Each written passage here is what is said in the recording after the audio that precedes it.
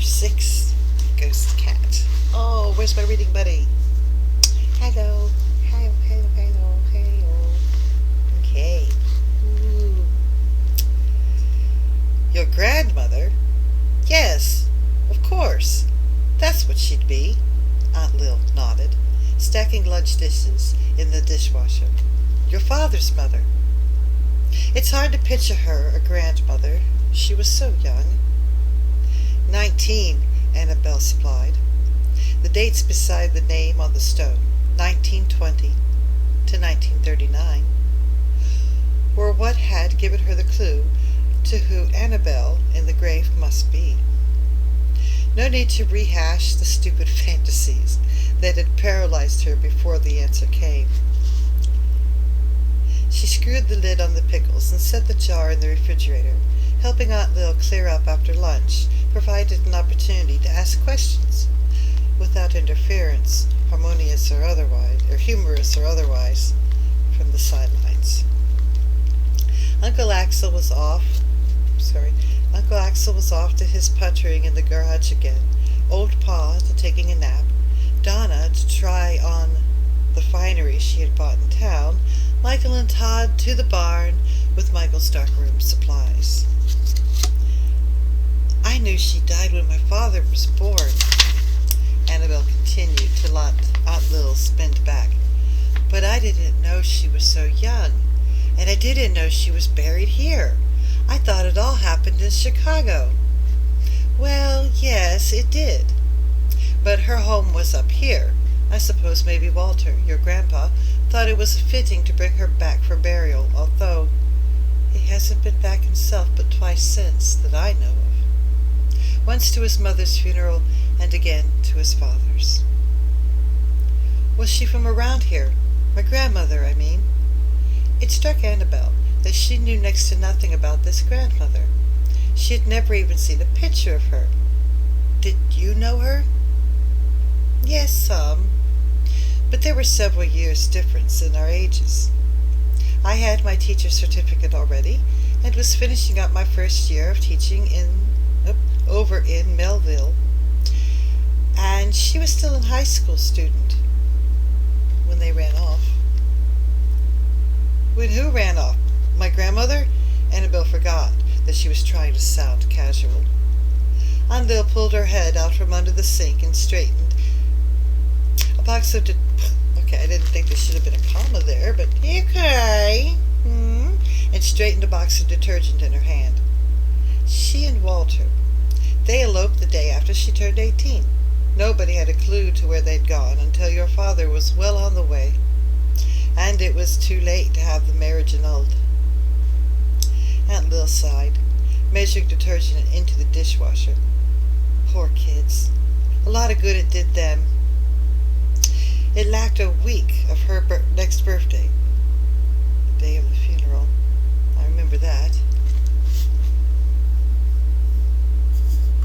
Annabelle sponged away the ketchup smears on the plastic mat that had been under Todd's plate. Her grandpa Peterson, part of a tragic romance. Incredible. He lived in New Mexico now, and she hadn't seen him in 3 years. Neither had she missed him much, any more than he probably did her. It wasn't that he was unkind or uncaring, but his efforts to show a grandfatherly interest in what she liked and what she did were always just that, efforts. He had a way of looking at her sometimes when she was playing or reading or merely crossing the room, as if what he saw gave him more pain than pleasure. She wondered how he had been comparing her, gawky, oversized, bookish, to that other Annabelle, who was what? Why did they elope? A baby, born a full year later, obviously ruled that out as a reason.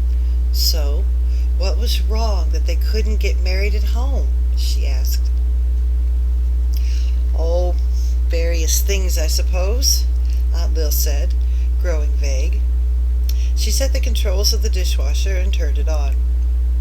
Can you reach that big green dish towel from the cupboard up there above the refrigerator? I think I'll make potato salad for supper, and that will about hold enough for all of us. Big green dish. Did I say dish towel? Dish down from the cupboard above the refrigerator. Annabelle wasn't to be put off that easily. Various things like what? She persisted over the rumble of the dishwasher. Wasn't Grandpa good enough for her parents or something? She didn't have any parents. Not living ones. She lived with... Aunt Lil paused, watching her lift down the dish. A relative. Thank you, dear. You're a handy helper. I'd had to drag out that old footstool. For once, Annabelle ignored a reference to her height. Are any relatives still living around here?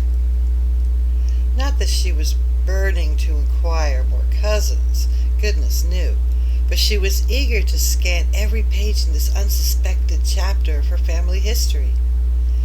Aunt Lil shook her head. They're gone. All of them. All dead. But look here. She produced a foil-wrapped packet from the red box. 2 brownies left from yesterday. Why don't you have yourself a treat out in the sunshine? You've earned it. Which meant that the subject of Annabelle's grandmother was exhausted as far as Aunt Lil was concerned. Annabelle took the hint and the brownies, although she wasn't particularly hungry, and she could think of a dozen more questions to ask. Adults had this annoying habit of telling only selected parts of a story and letting it go at that. Uncle Axel was backing his Jeep down the drive when she came out onto the front porch. He was too occupied watching the road to notice her, which was just as well.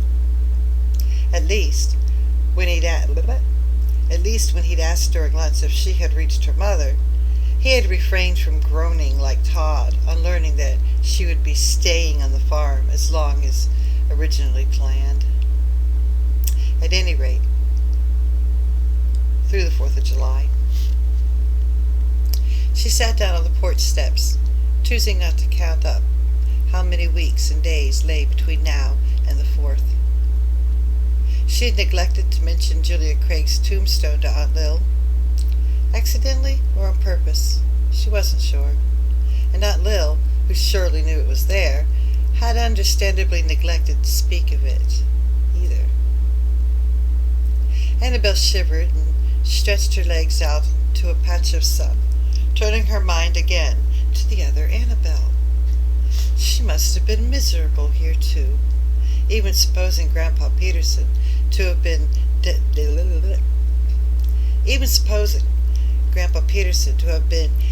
devastating in his youth, which was supposing a lot. Cutting herself off from family and home forever seemed like a drastic step to take. Ricky, his lopsided tail beating his side hopefully, thrust his head out and took Annabelle's lap, nudging at the packet of brownies. Well, why not? She opened the foil and fed them both to him. What? Why not? You're not supposed to give a dog chocolate. You don't give dogs chocolate. It gives them heart attacks and they die. Don't do it.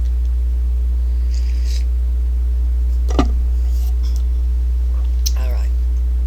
They must have known about that in the 80s, because this book was written in the 80s.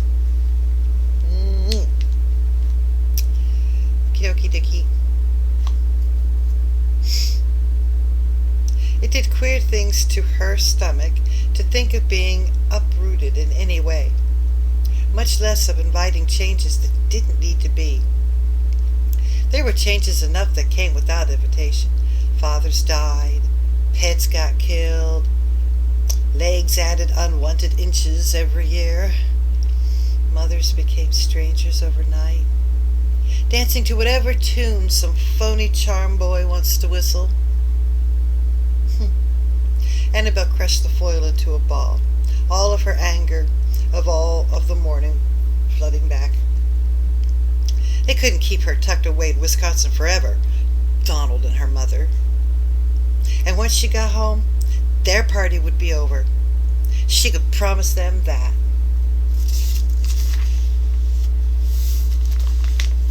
Ricky flinched from her half-lifted fist as if he expected a blow. Oh, sorry, boy. I didn't mean you. She opened her hand and extended it to him as a peace gesture. Ricky, however, was not a dog to place much trust in empty gestures. Not until she thought to uncrumple the foil and hold it so he could lick the smudges of frosting from it did his tail begin to wag again. "That you, girl?" Old Pa asked, letting the screen door bang in behind him as he crossed the porch. "It's me, Annabelle." She folded the now frosting-free foil into a small square and stuffed it in her jean pocket to throw away later. Uncle Axel had already spoken sharply to Todd about a 7-Up can left by the hammock and directed Michael's attention to the garbage can as the proper receptacle for gum wrappers. Littering his velvet lawn was one charge he was not going to have against her. "Annabelle, yes," Old Pa said, as if for once the name really registered. "Here, I want you to have this." She twisted around to see that he was holding out a tarnished brass case the size of a pocket watch. "What is it?" she asked, standing up for a better look. "Compass. I thought they'd thrown it out with the rest of my things, but I found it." The lid of the case sprang up to reveal a lightly swinging needle. "I carried this a good many years, all the time that I worked in the woods. Never failed me once." He rocked it gently in his palm. "You know how to use a compass?" "I know the needle always points north," Annabelle said doubtfully. "That's a start." He eased himself onto the porch swing and beckoned her to sit beside him. "Here, I'll show you." Annabelle sat down without the least intention of ever straying far enough to... Annabelle sat down without the least intention of ever straying far enough again to want a compass. "First thing, you want to keep the needle always pointed north. What I mean is, pointing to this here big N." He tilted the case so that she could watch the needle swing to rest on the N, pointing almost directly at the back of the swing. His finger tapped the S at the needle's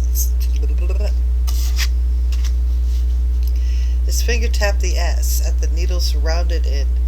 "So now, you know you're facing south, see? You got to know where you are and the direction you want to go." Annabelle leaned closer, her interest growing as he explained the degrees marked between the cardinal points. His voice was firmer than usual this afternoon, and he looked like a man who knew what he was talking about. "Okay, so now you want to head south by southeast. You keep your needle on the north and line yourself up with a landmark." He craned his neck, squinting at the compass, and then, on an angle to his left, he nodded. "That white pine there." "Which pine?" Annabelle asked. She could tell a pine from a fir, but not one kind of pine from another. There were several pines in the yard in the general direction of his nod. "That biggest one.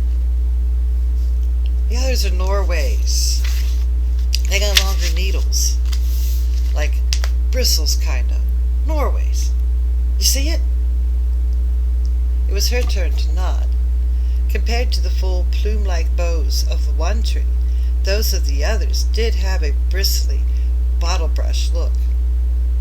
"So I picked the white pine for my landmark. Then what?" "Oh," she said that. "Then you walk up to it and line up another landmark further on. It don't have to be on a tree. It could be a rock, a bush, anything, but line it with your compass. And when you get there, look back to number 1 before you go on to number 3. And look back again when you get to number 3. You want to make sure all your landmarks are lined up straight. And that way, you won't get to wandering in circles. Like yesterday, Annabelle struggled against a shutter. You can bet I won't. And I'm not getting that far off the road again. Old Pa pressed the compass into her hand. You take this. He shook his head slowly. You don't know. Don't know her. His voice trailed off, as if he had lost the thread of his thought. Who? Annabelle had wanted to ask, who? Annabelle had to ask it, despite a warning tingle along her shoulder blades. The old man shifted his weight restlessly, gazing upon the porch with nothing as the swing swayed. Ethel Gordon, he muddled. Not talking to Annabelle anymore, but speaking to himself. Ethel. It wasn't the name Annabelle had feared, but it was related somehow. Ethel Gordon would know what was meant by the message that Julia Craig was stirring. Annabelle stood up too abruptly to be anything but clumsy. Well, I guess I'll go practice using this. Her laugh sounded phony even to her as she snapped the compass lid shut.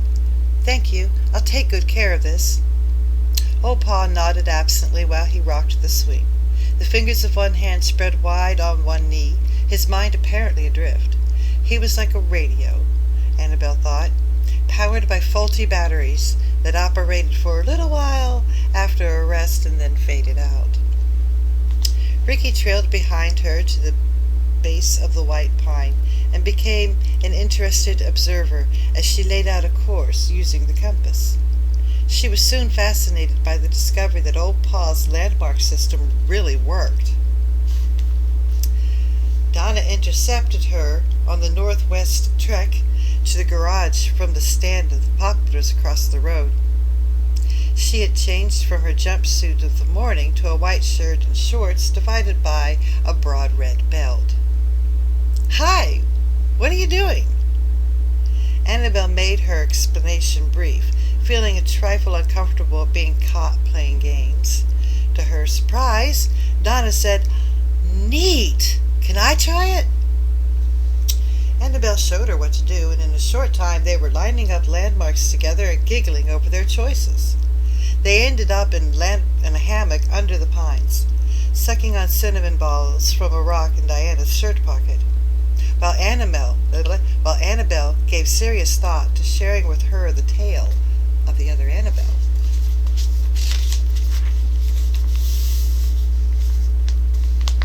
Been having fun, kiddies? Todd asked from behind them. He gave the edge of the hammock an upward heave that all but dumped them on the ground. Cut it out, Todd! Donna shrieked, clutching at the tilting sides while Annabelle stretched her legs to dig her heels as a brace. That's not funny. It is to me, Todd said with his high-pitched laugh. Funnier than watching you two play tree tag or whatever it was you were doing before. Tree tag. Hee hee, that's cute. Tree tag. Tree tag, tree tag. We're playing tree tag and we lost our place in this book. Do do do do do. Here we go. We found now. We weren't playing. We were finding our way with a compass, Donna informed him as he sauntered around in front of them. Oh, wow, and you got all the way from the garage to the hammock without getting lost. Let's see your compass. Old Pa gave it to Annabelle, and it's one he used to have in the woods. I said, let's see it. Todd's hand shot out. Give it here. Annabelle's fingers closed protectively around the brass case. She was trying to slip quietly into her pocket. It's just a compass, an old one. Well, don't go thinking it's yours because old Pa gave it to you. A broken-down zombie like him living off Grandma and Grandpa. He's got no business giving away anything. I should think he's got a right to give his own stuff to anyone he wants, Donna objected. Todd gave her a pitying stare. We'll think again. I say no. Well, let's see what Grandma says, Donna said, and bent to adjust her sandal. Annabelle, come on. Do you think that Grandpa could do what he wants with his things? Why do you think he gave those things? Why do you think he gave it to Annabelle? I think Todd is a snotball. Todd's a snotball. He's a little meanie poo-poo head. Todd is meanie poo-poo head, poo-poo head, a poo-poo head. Oh, anyway, yoo-hoo. A dingy pink. Okay, a dingy pink began to mottle Todd's pallid skin. Since when did you get to be Clarabelle's dear little buddy? He jerked a thumb in the direction of Donna's middle. If that's the super red belt you bought this morning, it makes you look like a sawed-off barber pole. Donna didn't look up from her sandal strap. How come Michael's not with you? Todd raised a scornful shoulder. He's monkeying with his dumb films. I got better things to do than sit around in a dark room all afternoon. Maybe Grandpa wants to take off and go fishing. He's not here, Annabelle said, in a no way sorry to disappoint him. He left right after lunch. Todd wheeled on her as if she had issued a challenge. Left for where? Annabelle shrugged. I don't know. I saw him drive off in the Jeep, that's all. Jeep, he said diversively. He never goes anywhere in the Jeep that we couldn't all go. He never goes anywhere in the Jeep that we can't go along. If he was taking the Jeep, why didn't he tell us? Annabelle pushed a strand of hair off her face. Maybe this since he didn't want you? Seemed like a likely possibility. Todd's pink splotches were growing darker. We know who he wouldn't want. You're the one who's got him teed off at everybody. Why'd you think... excuse me. Why'd you have to be here this summer and screw up everything? Annabelle rose slowly to her feet, gathering to herself every inch of dignity she possessed. I wouldn't have missed it for the world. I'm having such a good time. Todd glared up at her, his eyes unwinking marbles. Just stay out of my way, Clarabelle. Cow. Or I'll blow you off the road. He coughed and caught sight of Ricky peering around the tree that supported one end of the hammock. Same goes for you, you mangy mutt. Get out of here. Annabelle's lunge was pure reflex as Todd snatched a fist-sized rock from the ground. No, don't you dare. She seized his arm in mid-swing. The rock spun off course, landing wide of the dog.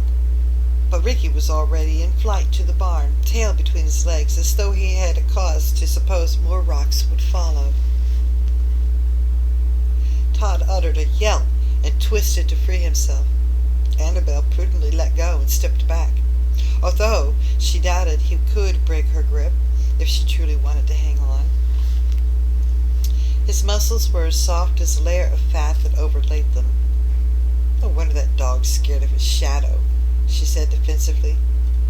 Does Uncle Axel know that how you treat him? Todd was wheezing like a runner in poor condition. You keep your nose. The words were submerged in sputters of coughs. Out of my... The effort was lost to another strangling cough.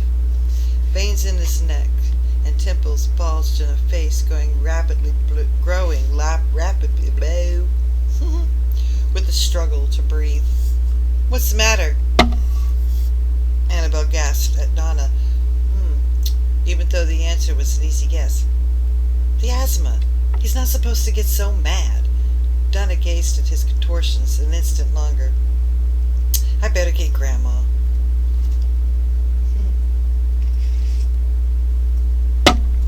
Excuse me.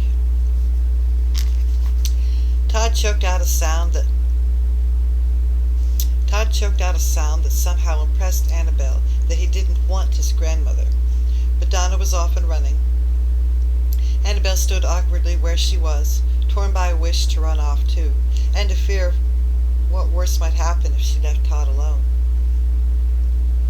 He was clutching at himself here and there, at his various pockets, in what seemed an aimless frenzy. He had a tube or bottle in his hand and was pumping spray into his mouth. His face turned from her as if this were a very private operation. When he turned back, stuffing the sprayer into a hip pocket, he was breathing without strain. "You okay?" Annabelle asked, hardly able to believe it. It could be all over so fast. "Don't you ever try hassling me again." He swiped the heel of his hand across his forehead, erasing sweat beads. "Just keep your nose out of my business, and anything else that don't concern you." He added an explosive word under his newly restored breath as Aunt Lil and Donna raced out of the house. "Todd!" Aunt Lil began calling. "Todd, honey!" "What do you want?" he demanded in a tone of one whose patience was being sorely tried. Thank goodness Aunt Lil hurried to take his arm as if she had expected him to collapse on the spot. "I didn't know if you had your inhaler. Your mother will be so upset. She was afraid those new shots wouldn't be protection enough." "You're not going to call her?" He sounded generally appalled. You'll have her up here on the next bus for nothing. Look, I'm fine." He dragged his arm from her and squared himself, shoulders straight, legs apart, on a rather flabby version of an athletic stance. "Yes, but if you had had an attack, I promised to tell her." Aunt Lil was shaking her head unhappily. "The responsibility's all mine when she's not here." "I didn't have a real attack." Todd's voice was an exasperated whine. "I'm okay, I'm fine. I was only pretending, just clowning around. How'd I know these turkeys couldn't take a joke?" Aunt Lil frowned, yet not convinced. "An attack is nothing to joke about." "Well, it was a joke. There wasn't any of it for real. And don't you believe me? Ask her. Or if you don't believe me, ask her." Todd aimed his elbow at Annabelle, as if she was, and if she says there was, she's a liar. Annabelle opened her mouth and closed it without saying anything. She didn't owe him any favors. But if he preferred choking to death to calling his mother,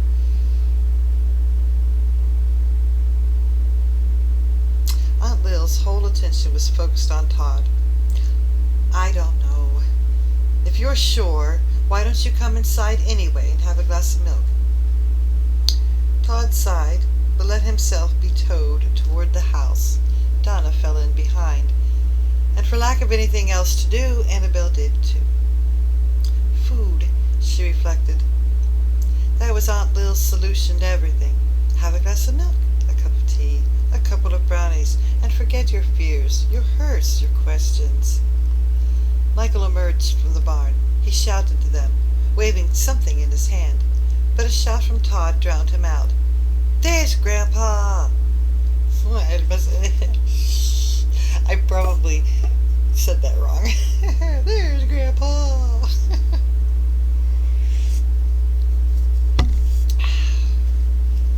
"There's Grandpa!" He broke from Aunt Lil, nearly knocking her down in his rush to meet the Jeep as it headed for the garage. "Hey, Grandpa, where'd you go?" Uncle Axel stopped at the garage ramp and checked through several items on the seat before he got out.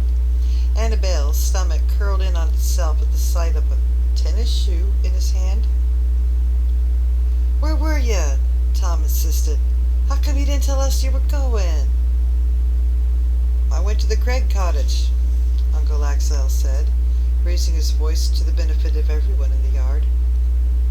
"And I did what I should have done long ago. Locked the doors and boarded over the broken windows." He held out a shoe. "Here, Annabelle." I think this is yours. Only I didn't find it stuck in the door sill. It was on the bed in the spare room off the kitchen. He said it so severely that it was almost an accusation.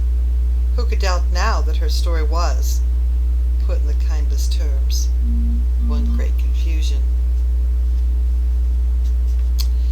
He was waiting for her to take her shoe, but she had to muster all of her willpower to make herself touch it.